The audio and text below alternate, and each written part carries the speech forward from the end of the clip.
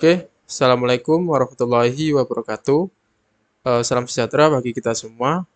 Sebelumnya perkenalkan nama saya Muhammad Yazid Bastomi Maliki dengan NWI 14621000221.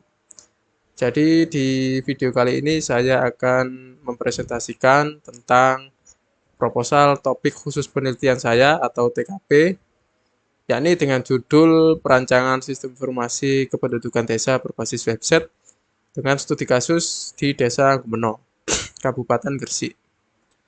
Oke, langsung saja di sini. Ini adalah daftar isi dari proposal TKP. Kemudian kita langsung saja masuk pada bab 1, yaitu bab pendahuluan. Yang pertama di sini yaitu latar belakang. Jadi latar belakang dari pengambilan judul TKP ini yaitu membangun sebuah sistem informasi kependudukan desa yang sebelumnya di desa tersebut masih menggunakan sistem manual atau pencatatan menggunakan eh, kertas ya. Untuk pengambilan judul ini telah dilakukan observasi dan ternyata pada di Desa Gumeno tersebut masih menggunakan sistem manual.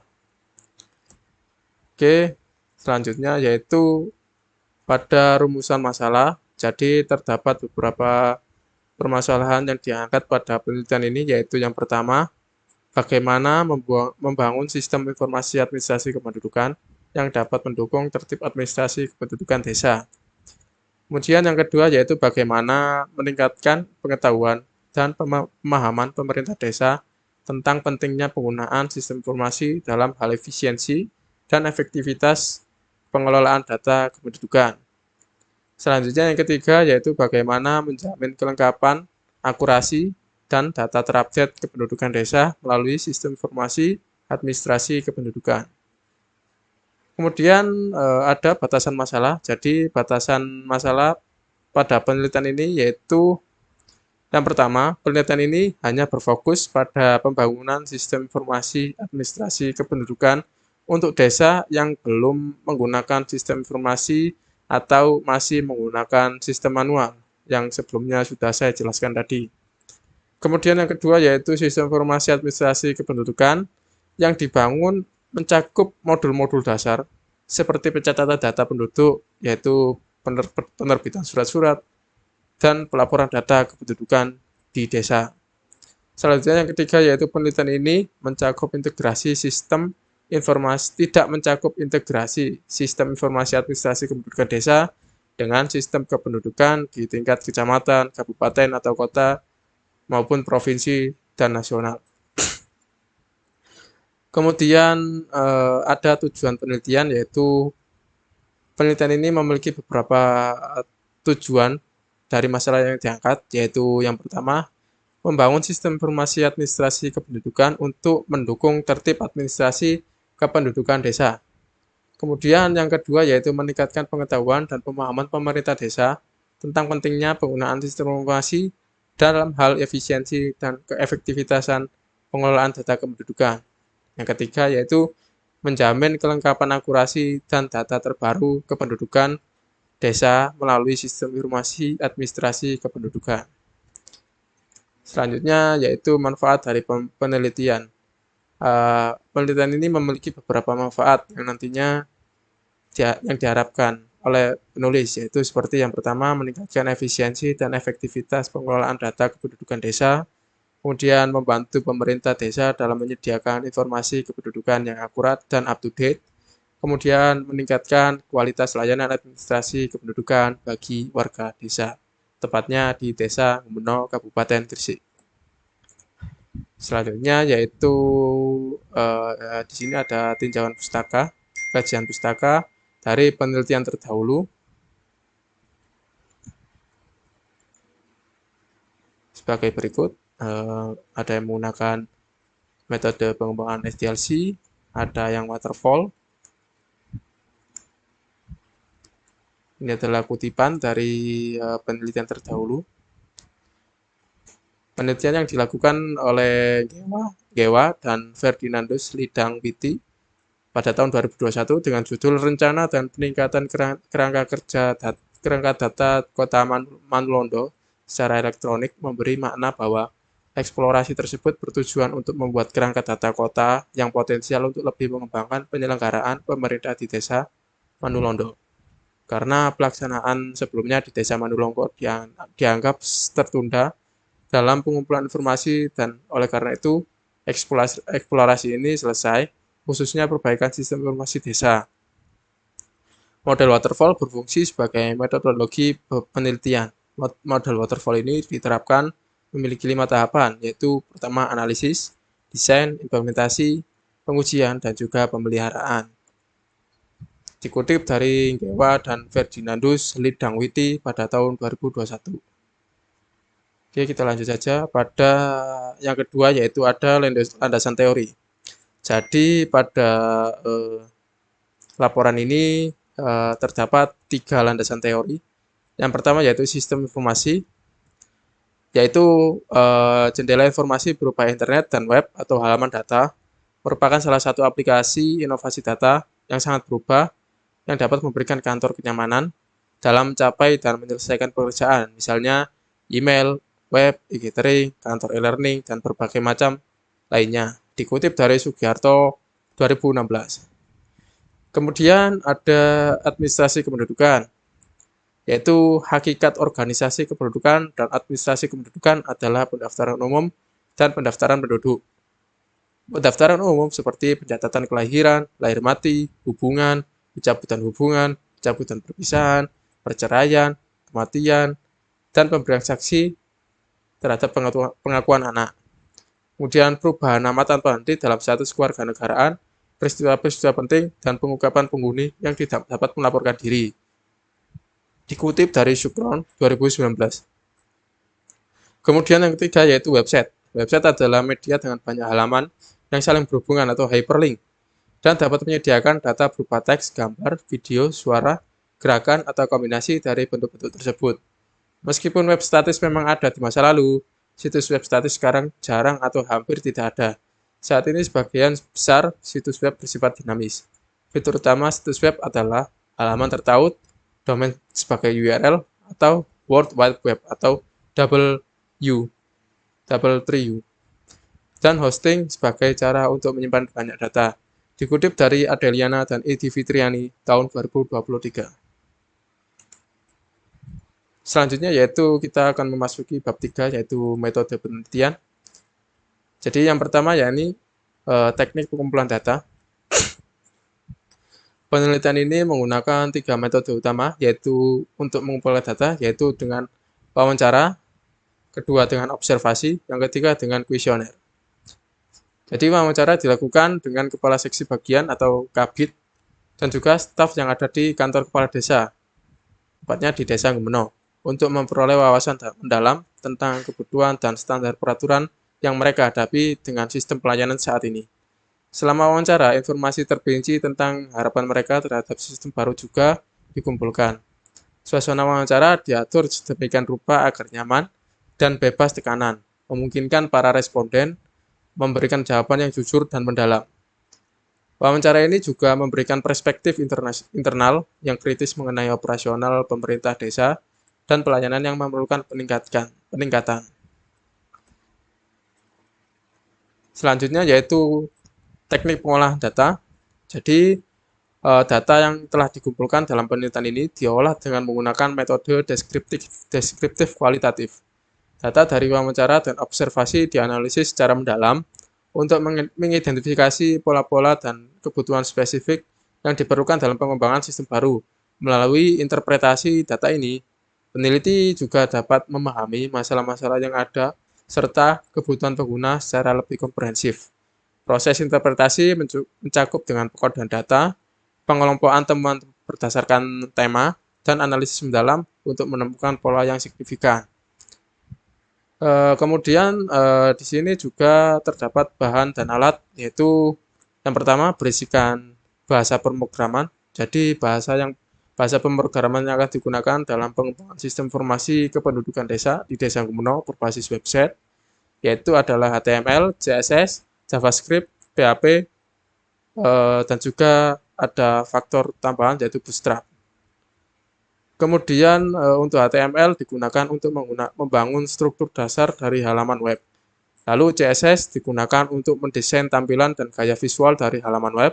JavaScript sebagai bahasa pemrograman client-side digunakan untuk menambahkan interaktivitas dan animasi pada halaman web. Sementara itu PHP digunakan sebagai bahasa pemrograman server-side untuk membangun logika dan fungsional aplikasi web yang dinamis. Oke, selanjutnya yaitu framework. Framework penelitian ini menggunakan dua kerangka kerja utama dalam pengembangan sistem, yaitu yang pertama ada Laravel, yang kedua adalah Bootstrap. Pemilihan framework Laravel sebagai tulang punggung aplikasi web didasarkan pada sebagai salah satu framework PHP berbasis MVC ya, atau Model View Controller yang populer di kalangan pengembang. Laravel juga menyediakan berbagai fitur dan alat yang dapat mempermudah serta mempercepat proses pembangunan aplikasi seperti sistem routing, ORM, dan sistem templating yang canggih. Selain itu,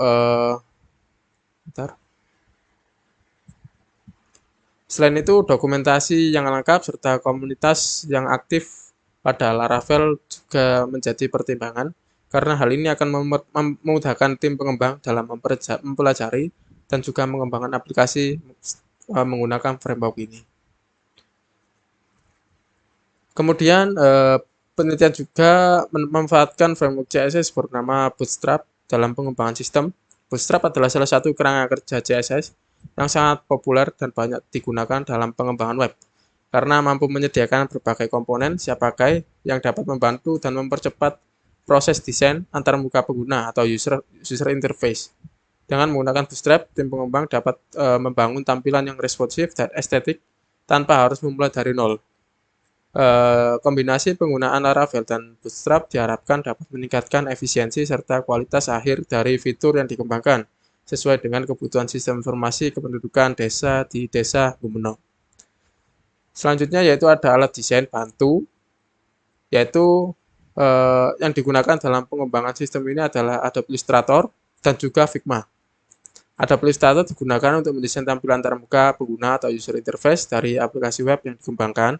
Kemudian Illustrator dipilih karena merupakan salah satu software desain grafis yang paling populer dan powerful, serta didukung oleh banyak sumber tutorial dan dokumentasi. Oke. Selanjutnya yaitu Figma digunakan untuk merancang wireframe dan prototipe dari aplikasi web. Figma adalah salah satu tools desain berbasis web yang semakin populer karena menawarkan fitur-fitur yang memudahkan proses perencanaan dan kolaborasi dalam tim. Selanjutnya yaitu ada hardware, tentunya sebuah perangkat keras yang digunakan dalam pengembangan sistem informasi kependudukan desa berbasis website di Desa Gumeno, yaitu ada laptop atau PC dengan spesifikasi yang memadai untuk proses pengembangan sistem, serta server untuk menghosting aplikasi web yang dikembangkan. Kemudian di sini ada metode proses pengembangan perangkat lunak, yaitu dalam penelitian pengembangan sistem informasi kependudukan desa di Desa Gumeno. Ini mengadopsi metode agile sebagai kerangka kerja yang dianggap sesuai dengan karakteristik proyek serta kebutuhan sistem yang akan dibangun. Metode agile berfokus pada kolaborasi, komunikasi, dan adaptasi terhadap perubahan selama siklus pengembangan dengan membagi proses pengembangan menjadi iterasi-iterasi atau sprint yang lebih pendek, di mana setiap sprint menghasilkan versi perangkat lunak yang dapat ditujukan kepada pemangku kepentingan. Terdapat beberapa alasan mengapa peneliti memilih metode agile, diantaranya yaitu kompleksitas dan ketidakpastian kebutuhan, keterlibatan pengguna yang aktif, pengiriman perangkat lunak secara iteratif, serta penekanan pada kolaborasi dan komunikasi dengan menggunakan metode agile. Selanjutnya yaitu ada spesifikasi kebutuhan perangkat lunak. Jadi yang pertama yaitu analisis stakeholder atau pemangku kepentingan. Dalam tahap ini penelitian akan mengidentifikasi dan menganalisis pemangku kepentingan yang terlibat dalam pengembangan sistem informasi kependudukan di Desa Gumeno, yaitu antara lain warga Desa Gumeno, Kemudian ada petugas atau staf.